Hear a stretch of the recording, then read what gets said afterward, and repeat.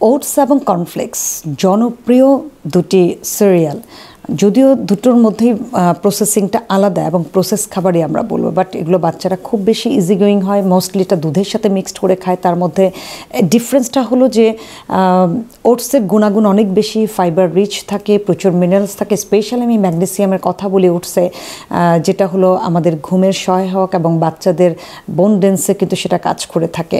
Mental হেলথের জন্য কিন্তু ম্যাগনেসিয়াম অনেক ইম্পর্টেন্ট।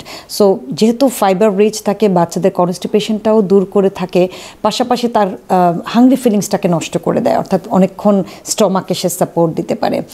অপরদিকে হলো কর্নফ্লেক্স, এটি খেতে মজা, বাচ্চারা অনেক সময় চিপসের মতো খায় বা দুধের মধ্যে দিয়ে এটিকে খায়। এর মধ্যেও ফাইবার আছে, বাট এতে কিছুটা সুগার আছে, কারণ হলো এটি যেহেতু প্রসেস করে তৈরি করা হয়, সো মোস্টলি সুগার কন্টেইন করে থাকে। সেজন্য ওটস বা কর্নফ্লেক্সের মধ্যে যদি কম্পেয়ার করা হয় কোনটাকে রেগুলার দেওয়া যায়, সেক্ষেত্রে আমি ওটসটাকেই সাপোর্ট করব। কর্নফ্লেক্সটা উইকলি 1 থেকে 2 দিন হতে পারে।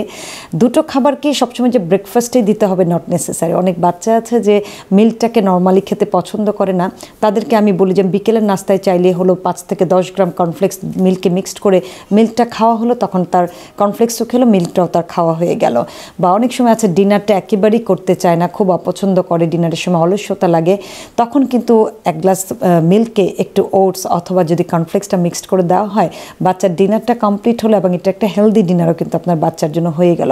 মোর ওভার আমরা চেষ্টা করি এনি হাউ বাচ্চাদের খাদ্য তালিকায় দুধটাকে যোগ করার জন্য। তাই ওটস এবং কর্নফ্লেক্স এই দুটো খাবার কিন্তু দুধের সাথে খুব দারুণ করে মিক্সড করে অনেক ধরনের রেসিপিও তৈরি করা যায়, প্লাস হলো বাচ্চারা এনজয় করে এই খাবারটিকে খায়।